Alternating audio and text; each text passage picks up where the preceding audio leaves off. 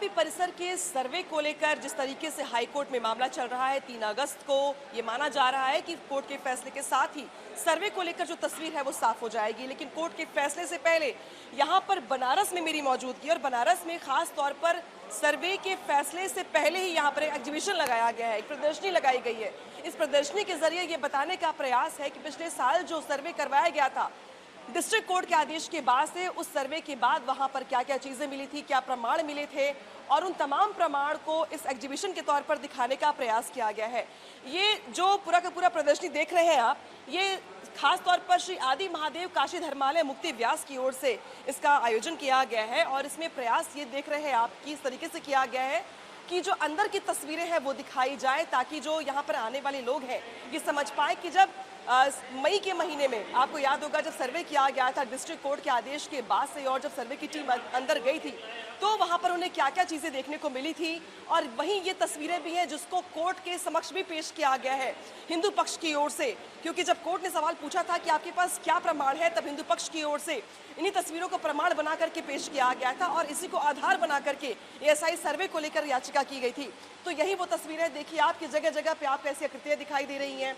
हर तस्वीर में आपको यहाँ पर भगवान की जो कलाकृतियां उकेरी गई हैं वो भी दिखाई दे रहा है।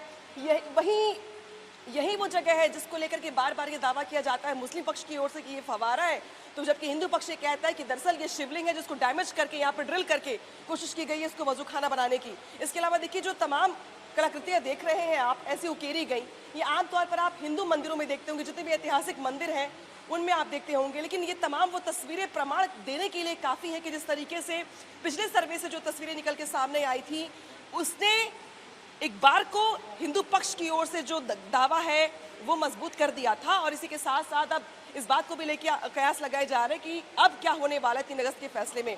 आप लोगों की ओर से प्रदर्शनी लगाई गई है, इसका उद्देश्य क्या है? क्योंकि कोर्ट का फैसला तो सर्वे को लेकर आने वाला है, एएसआई के सर्वे को लेकर आने वाला है, उसके पहले इस प्रदर्शनी के क्या मायने हैं? कोर्ट अपना काम करेगा, हम अपना काम करेंगे।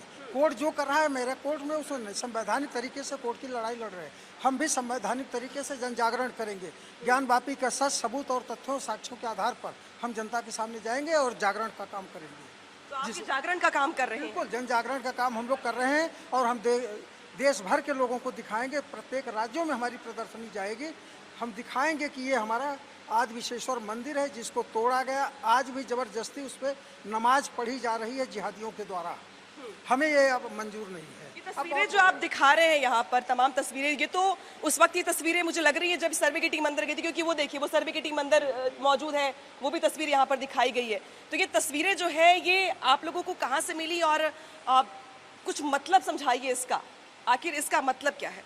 देखिए, अभी वर्तमान में जो ढांचा आप देख रहे हैं, वर्तमान में जो मंदिर है हमारा, पश्चिमी दीवार जो साक्षात छोड़ी गई है, सीधे सीधे दिखती है मंदिर। अब आप अगर उधर आप चलते तो हम आपको दिखाते हैं, हम अगर एक क्रम से आप चलिए तो हम आपको पूरी चीज़ें दिखा दें कि मंदिर में जो तोड़ा गया, तोड़ने के बाद को चीज़ें छोड़ दी गई ताकि हिंदू समाज की भावनाएं हमेशा आहत होती रहें और ये हम देखते रहें।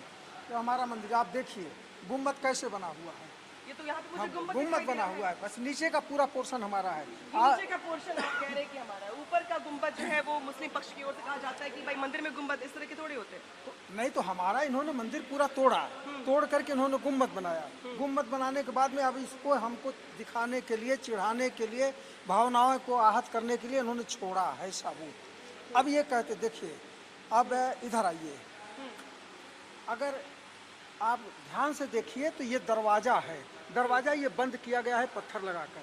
अगर इसको हम खोल दे पश्चिमी दिशा से तो हम सीधे अपने गर्भगृह में पहुंचेंगे।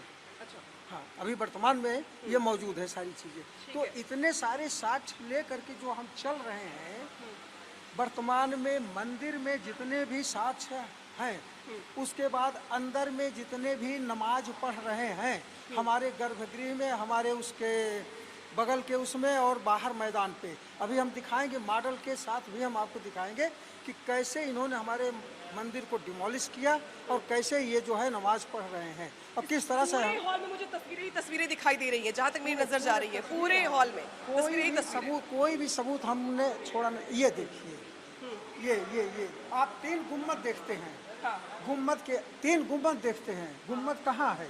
इसके ऊपर बना है, 20 फीट ऊपर गुम्बद बना है। ये हमारे मंदिर का जो मंडप है, मंडप का ऊर्ध्वाकार जो है ये मंडप है, इसी के ऊपर इन्होंने गुम्बद बना दिया। ये इस तरह का गुम्बद इन्होंने बनाया। इनके पास कोई सबूत कहीं किसी चीज़ का नहीं है। आज परेशानी यही है, जांच कर जो जांच नहीं होने दे रहे हैं, सबूतों की खान है हमारे पास। मुझे एक यहाँ पे मैसेज भी दिखाई दे रहा था, कहा जाता है कि वो औरंगजेब की ओर से जो देखिए, संदेश था अभी- फारसी में, ये मैसेज ये देखिए, ये कहते हैं औरंगजेब का फरमान था, कहते हैं। ये कहते हैं औरंगजेब बहुत उदार शासक था। हम भी कहते हैं औरंगजेब उदार शासक था, हम भी मानते हैं, क्योंकि उसने अपनी उदारता में 16वीं शताब्दी में हमारे लगभग 1000 मंदिर तोड़ा। इतना बड़ा उदार था वो, इतना बड़ा उदार था कि उसने अपने बाप को कैद करा लिया। इतना बड़ा उदार था कि उसने उसका छोटा भाई जो दारा सिको था, हमारे ही मंदिर में संस्कृत सीखा। इतना उदार था कि उसने उसका गला काट दिया। ये उदारता का परिचय उसने दिया था। अब हम भी कहते हैं ये संदेश कैसा है? ये संदेश जो है, ये साकी मुस्तैद खान ने मासिर आलमगीरी पुस्तक में खुद लिखा है उसने कि ये फरमान उसने जारी किया था औरंगजेब ने। उसके फरमान के जारी करने के बाद जो है, ये उसके सिपह सालारों ने मंदिर को ध्वस्त किया। 6 दिन लड़ाई चली थी। 6 दिन के बाद भी जब मंदिर नहीं टूटा तो रखा हुआ था चुनार के किले में। लिखा हुआ है साफ साफ यहाँ पर कि दूर दूर से हिंदू और मुसलमान विद्यार्थी और जिज्ञासु जिनके बदमशी भरे ज्ञान विज्ञान को पढ़ने की दृष्टि से जाते हैं। धर्म संचालक बादशाह ने ये सुनने के बाद सूबेदारों के नाम ये फरमान जारी किया कि वो काफिरों के तमाम मंदिर और पाठशालाएं गिरा दे। उन्हें इस बात की ताकीद की गई है कि वे सब प्रकार की मूर्ति पूजा संबंधी शास्त्रों का पठन पाठन और मूर्ति पूजा भी बंद करवा दे। तो ये संदेश भी आप लोगों ने यहाँ पे प्रिंट करवाया। ये उनका वो है, उनका फरमान है, हम कहीं से नहीं लाए, उन्हीं की पुस्तक में लिखा हुआ है। अब वो कैसे कहेंगे हम नहीं मानेंगे? साकी मुस्तैद खान ने लिखा है, मासिर आलमगीरी की जो बुक है वो उसमें वो अरबी में थी, उसका अनुवाद हुआ, अंग्रेजी में अनुवाद होकर के हिंदी में अनुवाद हुआ, सारी बुक चल रही है। सारे इतिहास भूगोल एक कैसे नकार देंगे किस चीज़ को? हमारे माननीय योगी जी को तो हम सभी लोगों को आभार प्रकट करना चाहिए और बधाई देना चाहिए। हमारी जिस चीज़ की लड़ाई, संवैधानिक लड़ाई हम लोग लड़ रहे थे, कल उन्होंने स्वीकार कर लिया। जो उनकी ओर से बयान दिया गया, स्वीकार कर लिया उन्होंने कि हम जो है, हम सच के रास्ते पर हैं।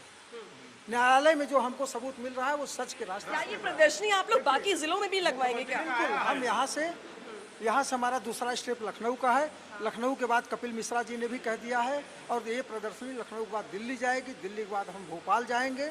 हम देश भर में जहाँ जहाँ हमें सुविधा है, गैर भाजपा शासित राज्यों को छोड़कर, गैर भाजपा शासित राज्यों को छोड़कर गैर भाजपा शासित राज्यों में हम ले जाएंगे तो लौट नहीं राजस्थान नहीं जाएंगे, छत्तीसगढ़ नहीं जाएंगे। बिल्कुल, हमारी प्रदर्शनी ही नष्ट कर दी जाएगी वहाँ पर। इसलिए हम जहाँ जहाँ जा सकते हैं सुविधाजनक स्थानों पर, अभी माघ मेला में लगाएंगे प्रयाग में। हम कुंभ की तैयारी अभी से कर लिए हैं। 1.5 महीना प्रदर्शनी हमारी वहाँ कुंभ में रहेगी। महाकुंभ लगने जा रहा है।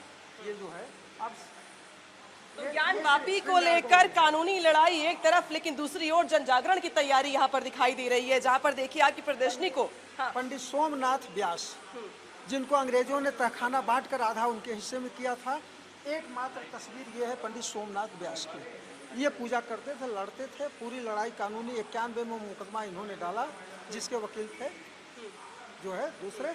अब ये लोग लड़ रहे थे। अब संयोग से अब दोनों भाई का निधन हो चुका है।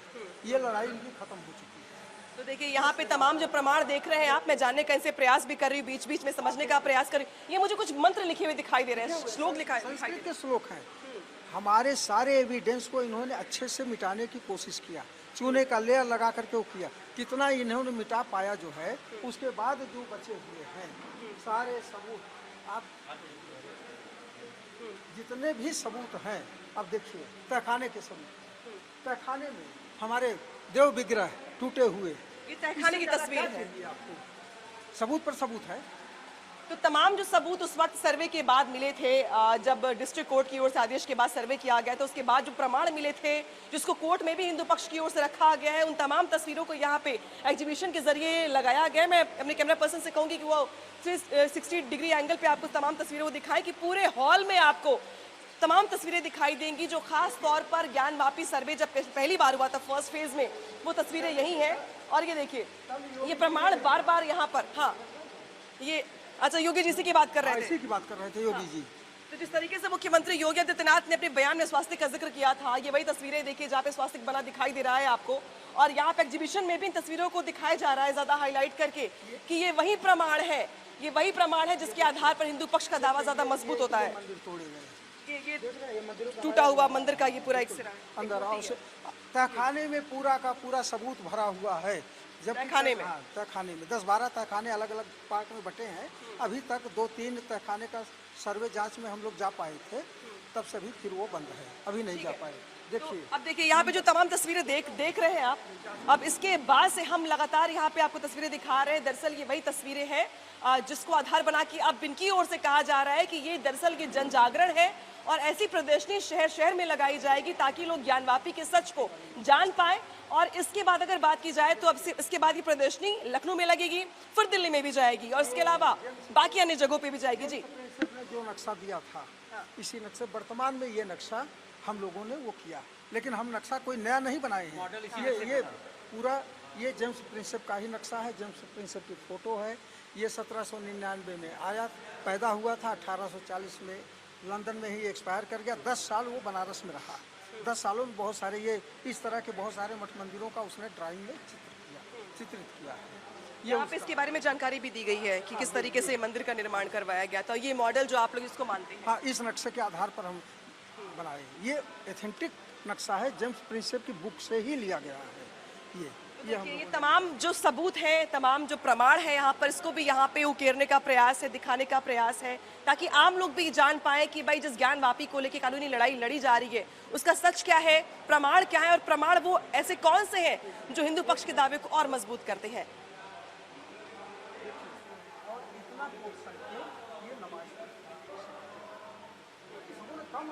इतना मेहनत हम लोगों ने किया, आखिर में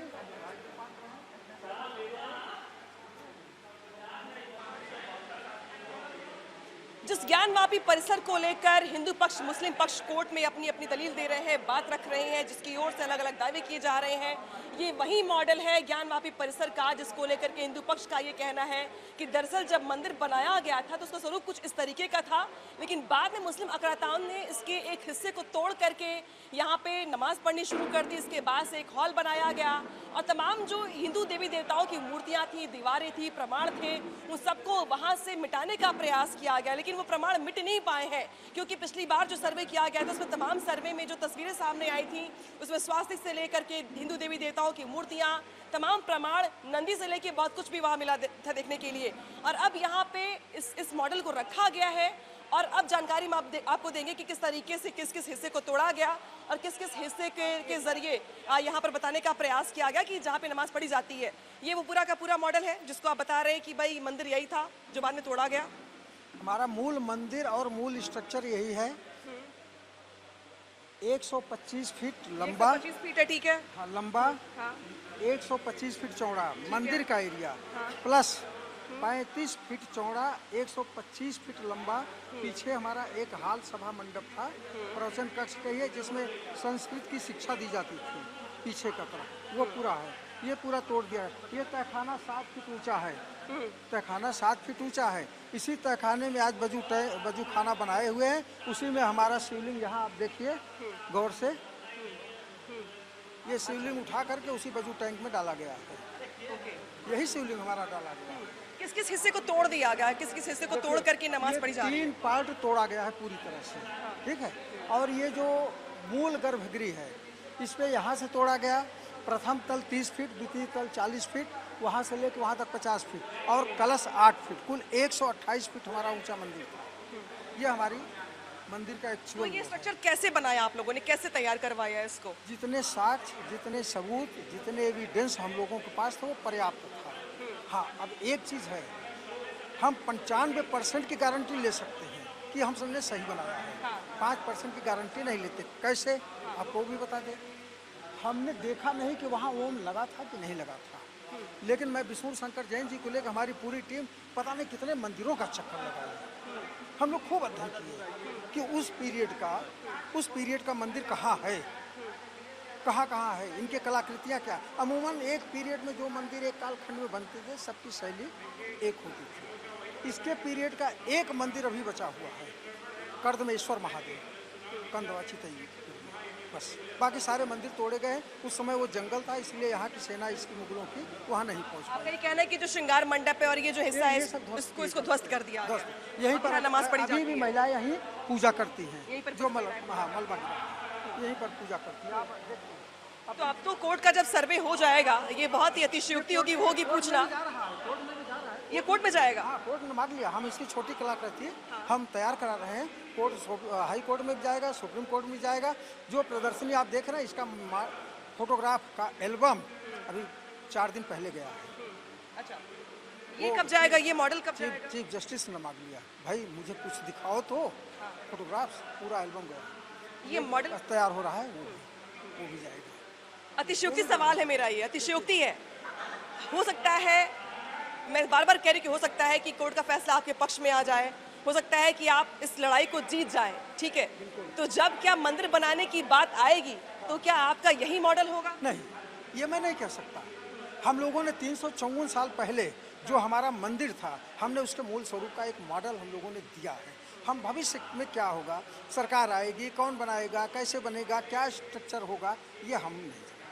यानी कि आप लोगों के अब तक के सबूतों के आधार पर ये आकलन करके ये एक मॉडल तैयार किया गया है। ये नहीं कह रहा हूँ कि ये बनेगा, ये बना था, हमारा ये मंदिर था।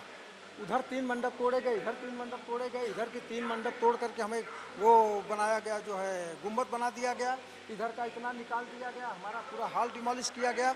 आज जो है 60 फीट चौड़ा, 125 फीट लंबा हॉल है, जहाँ पर ये नमाज पढ़ते हैं। उसी में वजू टैंक इन्होंने बनाया है। ठीक है, तो देखिए जो मॉडल देख रहे हैं आप, दरअसल ये जो तमाम प्रमाण मिले हैं अब तक के मंदिर को लेकर के, उसके आधार पर इन लोगों की ओर से बनवाया गया है और इसकी एक जो कॉपी होगी वो कोर्ट को भी सौंपी जाएगी, ताकि कोर्ट में जो तमाम एविडेंस दिए जा रहे हैं फोटोग्राफ्स के तौर पर, वीडियो के तौर पर, तो उसका भी एक मॉडल दिया जाएगा, ताकि ये समझाने में आसानी हो कि कौन कौन सा हिस्सा तोड़ा जा चुका है अब तक और कौन कौन सा हिस्सा बताने के लिए काफ़ी है कि जहाँ पे हिंदू देवी देवताओं की मूर्तियाँ हैं, तमाम प्रमाण है। तो ये मॉडल भी अब कोर्ट के सामने एविडेंस के तौर पर जाएगा, जिसको लेकर तैयारियाँ यहाँ पर पूरी हो गई है।